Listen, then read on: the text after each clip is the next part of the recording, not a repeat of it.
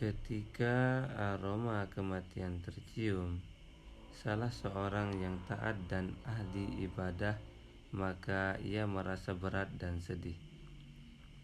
Jika ditanyakan kepadanya, "Apakah kau begitu mencintai hidup ini, wahai Fulan?" Ia menjawab, "Sesungguhnya menghadap Allah itu teramat berat." Allahu Akbar. Jika kita hendak menemui orang penting di dunia ini, kita pasti akan beribu kali mempertimbangkan kita ajukan atau undur dan apa saja yang harus kita persiapkan. Padahal mereka hanyalah manusia biasa seperti kita. Lalu bagaimanakah sikap kita ketika datang menghadap Allah, Rabb seluruh manusia? Padahal kita kini dalam kondisi bergelimang dosa, maksiat, dan kealpaan yang hanya diketahui oleh Allah saja. Engkau juga pasti mengetahui apa yang kita persiapkan tatkala menghadapi berbagai ujian dunia. Kita pasti akan mencurahkan segala sesuatu dan mengabaikan banyak sekali kebaikan. Kita melupakan sholat, membaca Al-Quran, dan sebagainya. Lalu, mengapa kita tidak peduli dengan pertanyaan akhirat? Padahal itu merupakan pertanda apakah kita mau selamat atau tidak.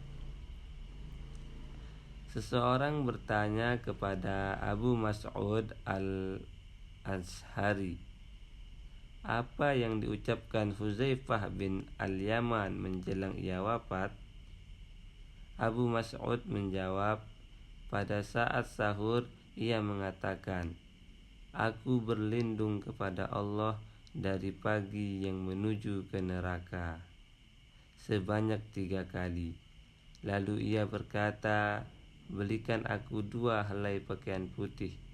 Kedua pakaian putih tidak akan tertinggal kecuali sedikit saja, hingga aku ganti keduanya dengan kebaikan atau aku hempaskan dalam keburukan." Saudaraku, inilah seruan-seruan hati yang jujur dari Abu Darda saat meregang nyawa.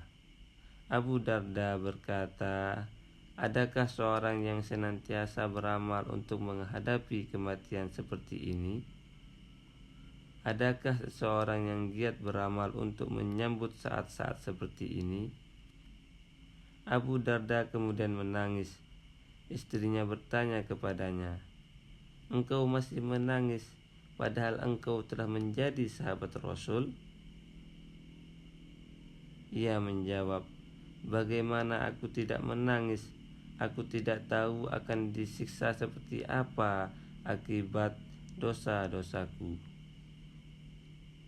Siapakah yang mendengar dan memperhatikan seruan-seruan itu? Seruan yang tulus, seruan yang menghunjam hati nurani seorang muslim dan mengingatkannya akan detik-detik kematian yang pasti akan datang. Ini adalah detik-detik kematian yang akan senantiasa digilas oleh kelalaian dan dibalut dengan selendang penundaan hingga angan-angan menjadi panjang, sedikit amal dan kata tobat yang tak kunjung terucap. Abu Sulaiman Ad-Darani menuturkan, "Aku bertanya kepada Ummu Harun, seorang wanita ahli ibadah, 'Apakah engkau ingin mati?' Ia menjawab, 'Tidak.' 'Mengapa?' tanya Sulaiman. Ia menjawab, 'Demi Allah, sekiranya aku berbuat jelek kepada seorang makhluk saja, pasti aku enggan bertemu dengannya. Bagaimana apabila aku berbuat jelek terhadap Sang Khalik?' Manusia di dunia ini terbagi menjadi 2, seperti disebutkan oleh Syamit bin Ajlan. Manusia ada dua. Pertama, yang berbekal diri di dunia. Kedua, yang berpoya-poya di dalamnya. Perhatikanlah, termasuk golongan manakah engkau? Aku melihatmu suka menetap lama di dunia. Untuk apa? Jika untuk taat kepada Allah, memperbaiki ibadah dan mendekatkan diri kepadanya dengan amal soleh, maka beruntunglah engkau. Atau untuk makan, minum, berpoya-poya, bermain-main, mengumpulkan harta, serta bersenang-senang dengan anak dan istri, sungguh buruklah keinginanmu yang demikian. Kita semua adalah hikmah. Ini seperti yang dikatakan oleh sebagian ahli zuhud. Pada setiap orang yang meninggal terdapat pelajaran bagi orang yang lain mengenai kondisi kematian dan tempat manakah ia kembali. Suatu ketika Hamid At-Tawil berdiri sholat. Tiba-tiba ia meninggal dunia. Orang-orang pun menceritakan perihal Hamid kepada Ibnu Aun. Mereka juga menyebutkan sebagian keutamaannya. Ibnu Aun pun berkata, Hamid lebih memerlukan bekal untuk menghadap Allah.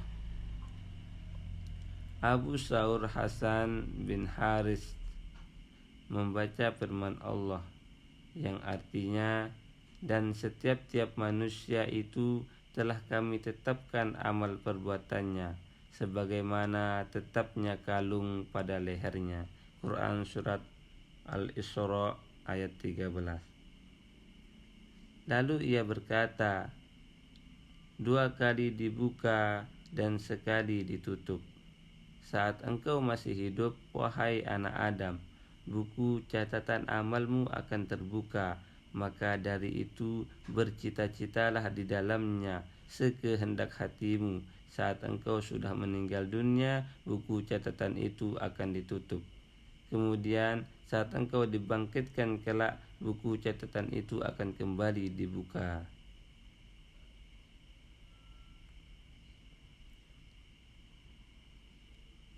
Allah berfirman yang artinya, bacalah kitabmu, cukuplah dirimu sendiri pada waktu ini sebagai penghisap terhadapmu. Quran Surat Al-Isra ayat 14. Buku catatan orang hidup adalah buku untuk mencatat amal hingga jika seseorang tutup usia. Buku itu pun dilipat untuk keperluan hisab, perhitungan amal. Jadi buku-buku kita sekarang tengah terbuka lebar. Tapi apa yang hendak engkau tuliskan di dalamnya? Apakah akan engkau tulis dengan amal-amal soleh dan ibadah yang diterima, atau justru sebaliknya?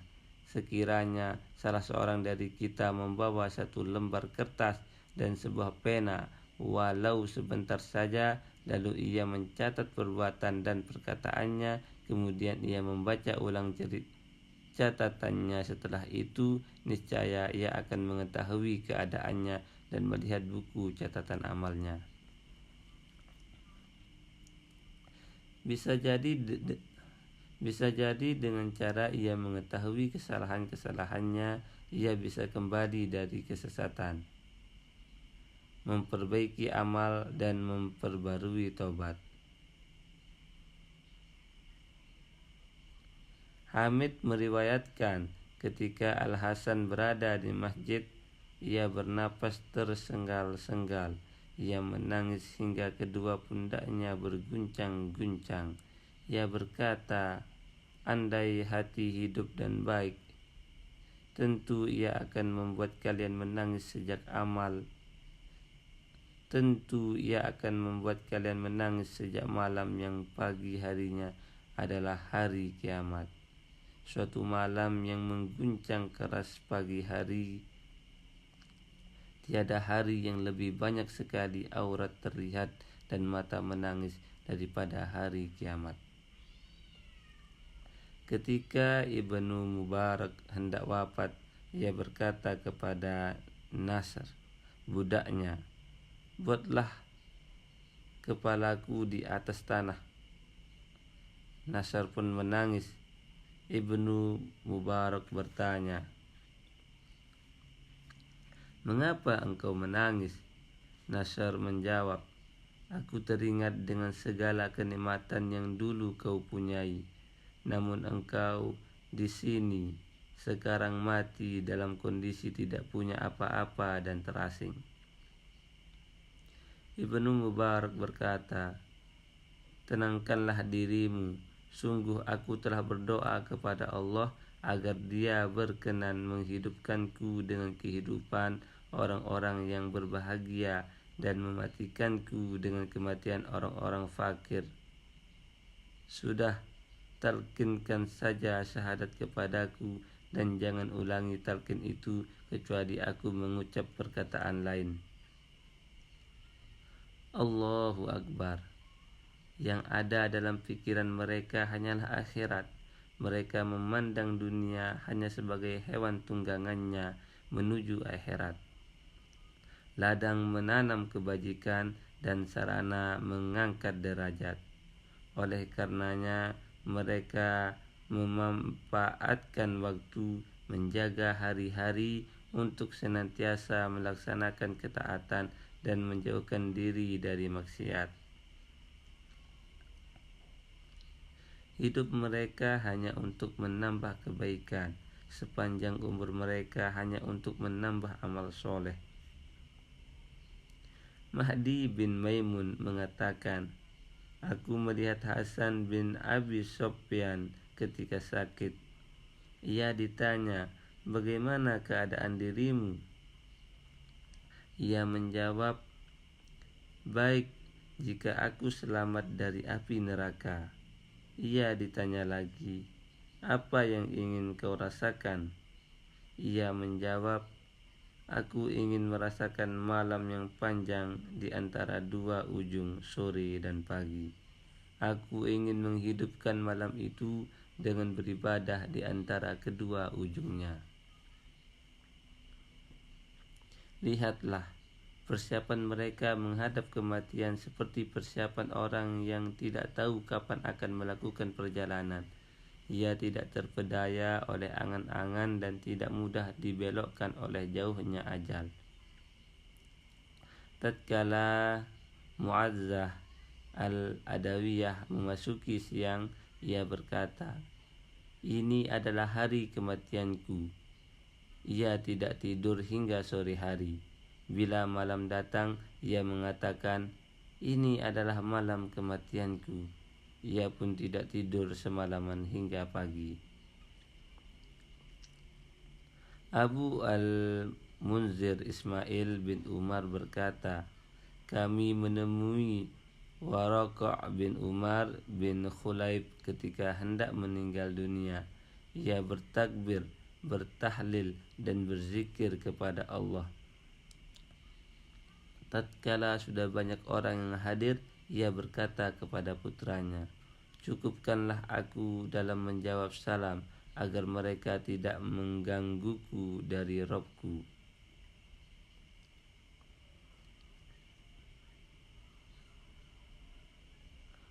Seorang dokter dengan seluruh obatnya tak akan sanggup menolak bencana yang tiba. Seorang dokter pun bisa mati karena penyakit yang dulu pernah diobatinya.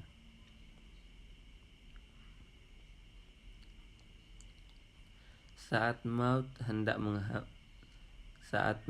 hendak menjemput Huzaifah bin al-Yaman, ia berkata, 'Sang kekasih datang menjemput dalam rupa kematian. Dahulu aku takut kepadamu, tapi sekarang aku mengharap kehadiranmu.' Al-Hasan menangis sejadi-jadinya. Ia pun ditanya, 'Hai Abu Sa'id, apakah yang membuatmu menangis?' Al-Hasan menjawab, 'Aku takut Allah akan melemparkanku ke neraka dan tidak memperdulikanku. Sulaiman At-Taimi berkata, aku menemui sebagian sahabatku saat sekarat. Aku melihat kesedihan hatinya yang membuatku pilu. Aku bertanya kepadanya, mengapa engkau bersedih seperti ini, padahal kau orang yang baik? Ia pun berkata, bagaimana aku tidak bersedih hati, dan adakah orang yang lebih pantas bersedih daripada aku? Demi Allah, sekiranya aku diampuni oleh Allah, niscaya aku malu sekali kepadanya atas apa yang diberitahukan kepadaku. Allahu Akbar. Mereka sangat mengenal Allah dan menghargainya. Dengan penghargaan yang tinggi, mereka malu atas semua keburukan dan menyesal atas semua kesalahan. Cita-cita utama mereka adalah akhirat. Harapan mereka kepada Allah teramat besar. Mereka memasukkan firman Allah yang artinya, dan barang siapa yang menghendaki kehidupan akhirat dan berusaha ke arah itu dengan sungguh-sungguh sedang ia adalah mukmin, maka mereka itu adalah orang-orang yang usahanya dibalas dengan baik. Quran Surat Al-Isra ayat 19.